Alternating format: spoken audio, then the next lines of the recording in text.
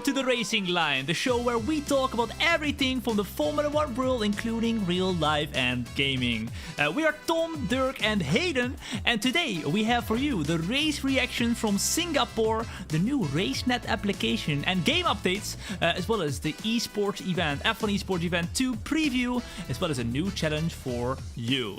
Let's get into the race reactions first. Hi guys, and welcome to the race reactions of the Singapore Grand Prix, and an interesting Grand Prix to say the least. We had a delayed race for an hour due to the torrential rain that happened. We had 5 DNFs from Yuki Tsunoda, Esteban Ocon, Alex Albon, Nicholas Latifi, Guan Yu Zhou, which is basically an F1 open lobby at this point for a Singapore Grand Prix. We learned that Lewis Hamilton and Max Verstappen aren't gods. They can make mistakes, and Lewis Hamilton put it into a wall, and Max Verstappen with that massive lockup just ruining his tyres. McLaren and Aston Martin also had a dream weekend, getting some crazy points. P4 and P5 for McLaren. My boy Daniel Rick finally having some good luck and getting that P5 right next to Lando. Checo Perez surprised everyone with an absolute stellar drive, dominated the whole race from P1 straight from the get-go. I absolutely underestimated him. Hands up to him for that. And finally, Charles Leclerc killing off his tyres at the end of the race. Just could not manage the same as Checo Perez. Checo Perez, well known for managing his tyres like an absolute unit. Unfortunately, once Leclerc ruined his tyres, it was just GG and game done for them. But yeah, overall for me, a 7 out of 10 race weekend. I underestimated Checo, as I said.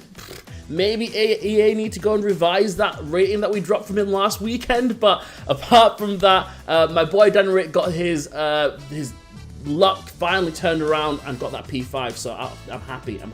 What about you boys? I'm just gonna say, Perez finished 111 minutes, 11. Who is it? 111. It was like a lot of ones, like 1 seconds. 111 minutes is almost 2 hours. Are you sure about that? It was 2 hours. It was 2.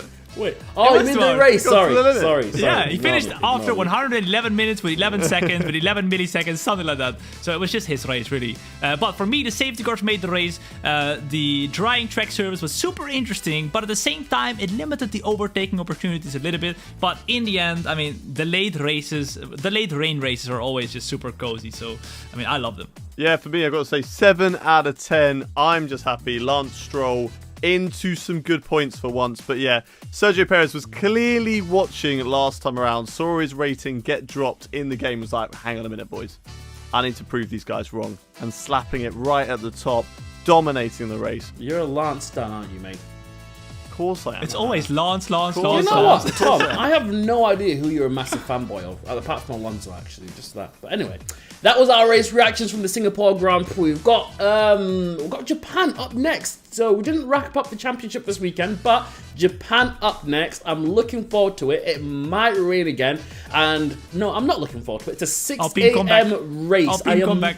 Alpine are not coming back from this at all. No, they have to come back, man. We'll see what happens. Yeah, maybe it's going to be the race weekend that Max Verstappen wraps up the championship. We don't know just yet. We saw what happened this race. Anything can still happen this season. It's still spicing things up. But what are your thoughts for next weekend, boys?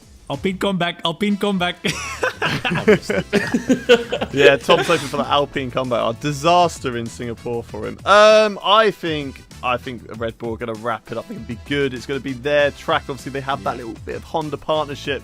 So it's going to be big party celebrations in Japan. It would be the dream partnership of Honda and Red Bull winning the championship in Japan. That would be beautiful. Would be cool. The Drivers' Championship, anyway. All right, sweet. Thank you for that, boys. That was our race reactions from this weekend's Grand Prix. Let us know what you thought of the race down in the comments below, and maybe give us a prediction of what you expect to happen in Japan. But Alpine comeback. It's not going to be an Alpine comeback, mate. But that was the race reactions. Over to the pit lane.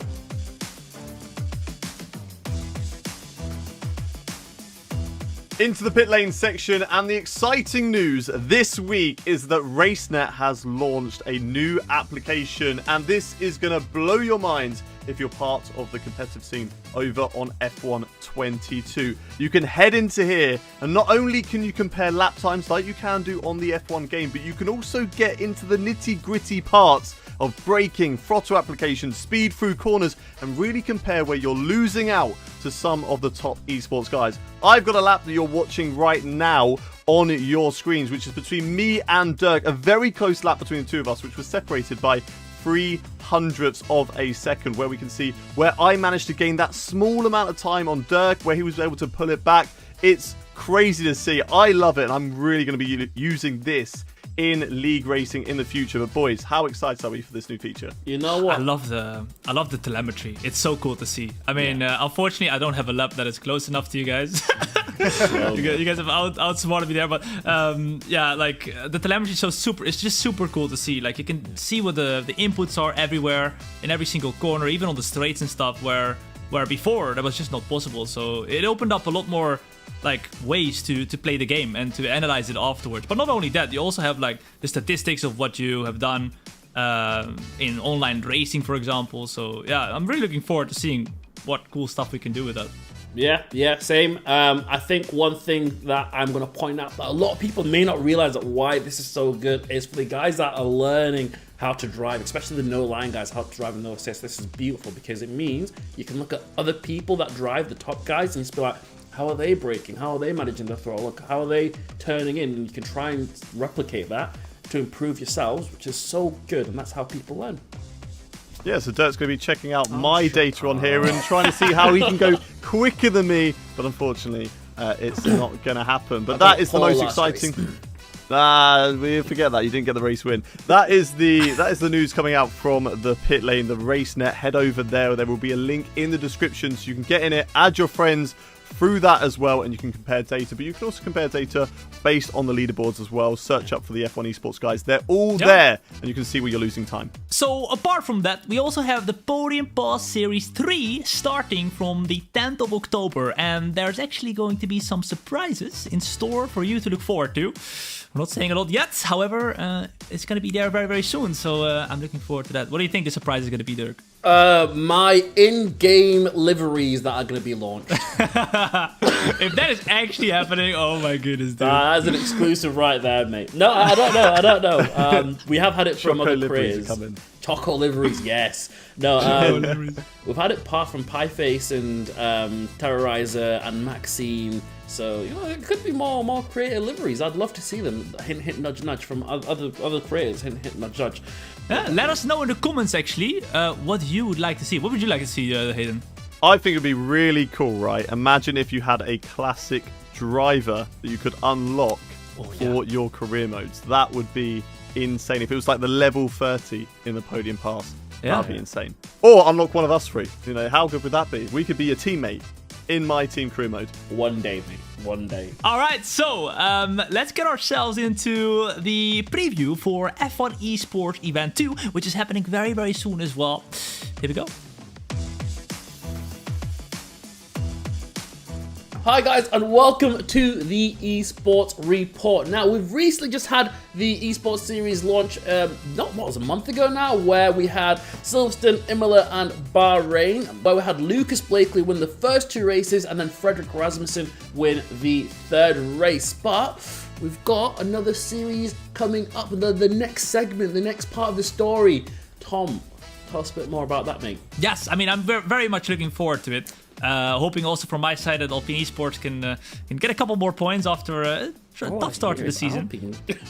I'm just in my Alpine mood today, Dirk. I'm in the Alpine camp as well. I'm not going to lie. I saw Luke Smith with the Fiche helmet, and now I'm a fan. I'm a fan for life. I mean, we're going to have a lot of fun tracks, right? We're going to have Austria, Belgium, Zandvoort. Zandvoort going to be very, very tough. It's basically Monaco without walls. And Belgium and Austria overtaking opportunities. I mean, you guys did a league race around Austria just now, right? Yeah, definitely overtaking opportunities. I remember overtaking Dirk down in towards the second to last corner, because was there some sort of mistake you made? So there's do you know what easy to make mistakes, I guess, around that I remember track. going pole during qualifying that race. Yeah, Where pole did you means come nothing again? if you can't. Pole means nothing if you can't do more than 3 laps without spinning and getting the race win. So, I think we need to put you guys in F1 Esports. Could you imagine? Just us two around the back. Creator Esports and it'll be a support series. Bring it, okay? Me and Dirk, Tom, all of us, head to head. We need to see that. Belgium, Austria, and Zandvoort are very well known for being wet circuits as well, historically. So, especially in the game, they're usually the ones that start to rain the most. So, I'm hoping we get some good wet racing coming from the series. I can't wait for it. Hopefully, I get to be on the show again. It'd be fun to do that. Oh, Mr. Presenter add my Hayden. pundit analysis from all the expertise that I have from the hours that I put in the game. I feel like I put in more hours than all these drivers put together.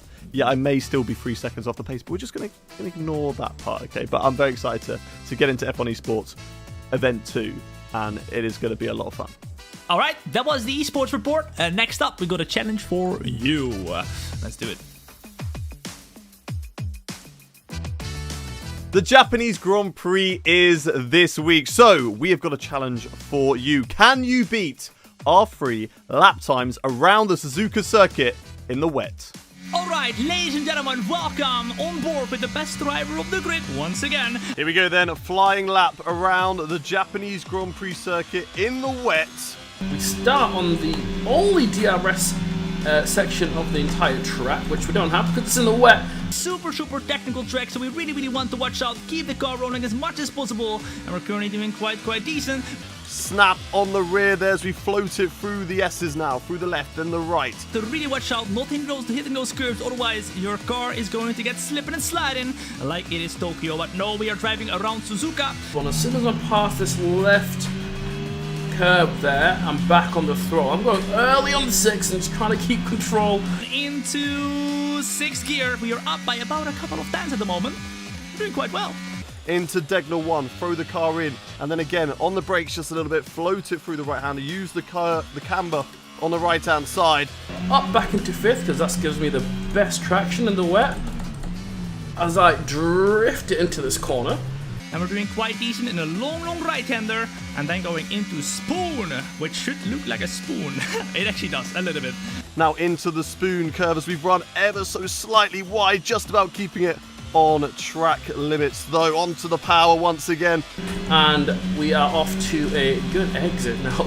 I want to see if I can put it in the green here, but basically you want to be, maybe you can take it in 8th, but I like to go in 7th as we get to the 100, sling it to the left, back on the throttle. As we go to the last and final turn then, we go back into 2nd gear through to a very slow section. Then back on the throttle. It's not the greatest lap from me. Keep it nice and tidy though on the exit down to the line. It is an improvement, just about, but it's a 103.004. Not too bad, a 143.5 for my Japan wet. Oh my goodness, it will be a 142.7. And that was a lap around Japan.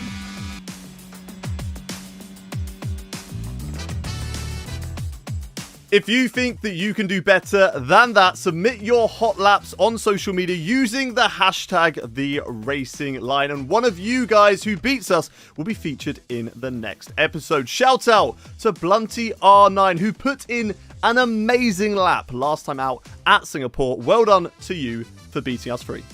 If you want to stay up to date with the Racing Line and the F1 22 game, then make sure to follow @Formula1Game on social media and subscribe to the channel.